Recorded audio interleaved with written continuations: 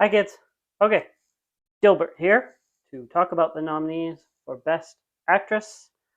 Promise I won't say anything racist. Promise I won't, I'll do you one better. I promise I won't think anything racist. You don't think that was funny. I promise you, it's funnier than a Dilbert comic. All right, let's get into it. So, nominees for Best Actress.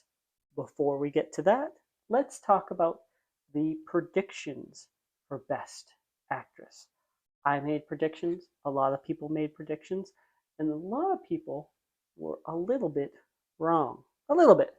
So, going in for the announcements, what the nominees were, the predictions were Kate Blanchett was most likely going to be a lock, nominated for Tar, and Michelle Yeoh, nominated for Everything Everywhere All at Once. Those two were a lock. Those two were definitely getting nominated. Everybody had them in their predictions. They have been the leads in that category all year, the projected winners all year. And then after that, Danielle Deadwyler was considered a strong contender, as was Viola Davis. I did my prediction video. I talked about that. Viola Davis, while she wasn't exactly winning anything, she was consistently being nominated. She's been consistently nominated and recognized by fellow actors and by the Academy. So she should be in there. It was really the fifth spot that many, and even the ones who changed things, felt was up for grabs. My prediction was Michelle Williams, although Ana de Armas was considered also to be in contention. So it was really just between those two, many thought which one is going to fill that fifth spot. On my part, there was a little bit of wonder if maybe it was smarter, wiser, if Michelle Williams was submitted as a supporting actress, since the other Michelle, and you don't need two Michelles. That's Full House. You don't need two Michelles because Michelle Yeoh and Kate Blanchett were already considered. It was going to go to one of them. Maybe it would be smarter to be submitted as a supporting actress where things weren't quite as solidified.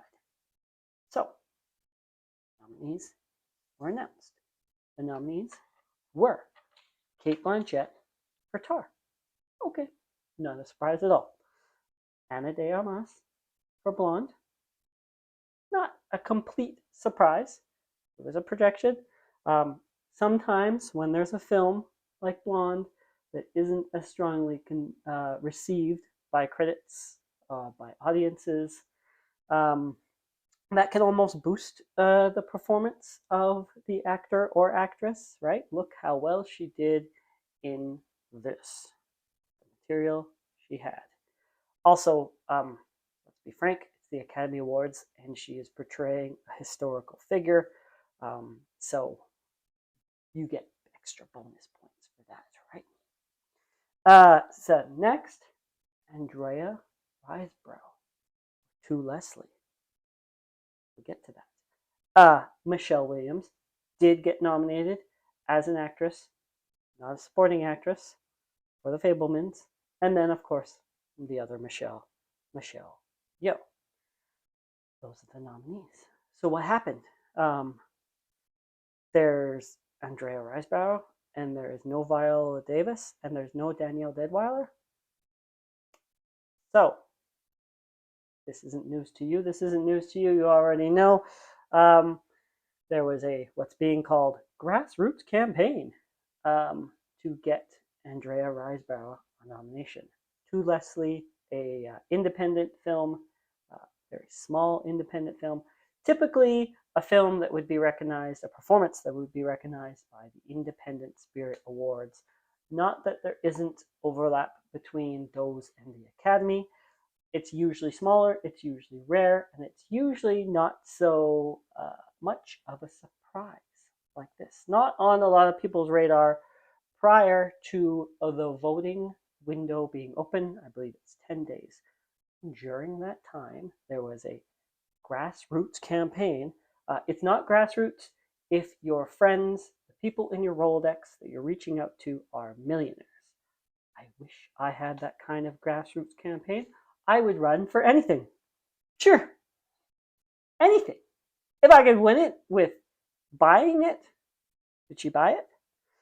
So there were people like Gwyneth Paltrow taking their time to tell you on their Instagram page, hey, vote for Andrea Riseborough, and Ed Norton and Kate Winslet, high profile actors, actresses of some regard.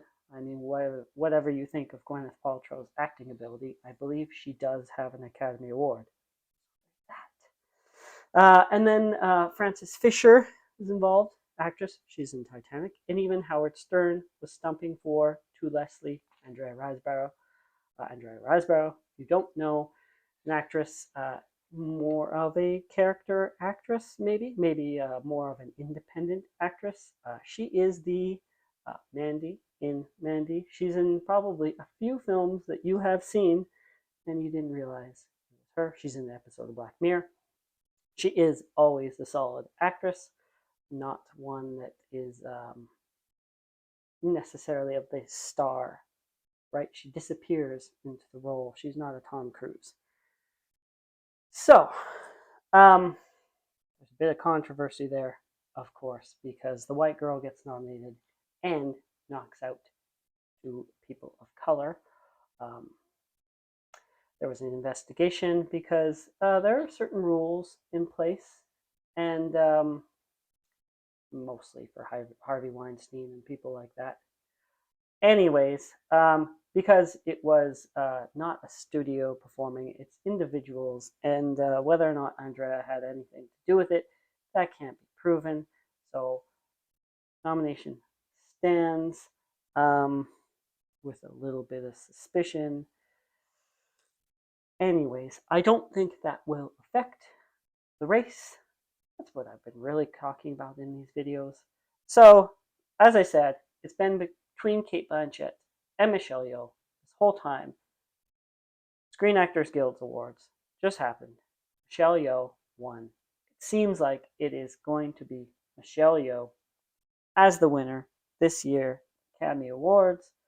So, oh, by the way, I should mention that in people like Frances Fisher sending out emails to voters telling them to nominate Andrea Riseborough, they were pretty much saying what I was said, that those four were up, were a lock, and that the fifth spot was open. And the only way to get Andrea Riseborough on the ballot was to, because it's ranked choice, was to put her as your first choice on the ranked ballot. So that means that that's how the people, that's part of the issue, right? People of color were obviously not ranked on the top of the ballot. They're ranked so they get bumped off.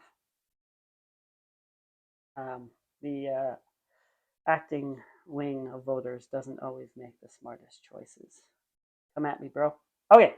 Anyways, I think I've rambled on for almost 9 minutes now about the Best Actress. Longest video I've done in a while. I could go on, but you're not even watching. So, thank you for the two of you that made it 9 minutes in. Like and subscribe. Tell all your friends to be outraged with me. Gilbert.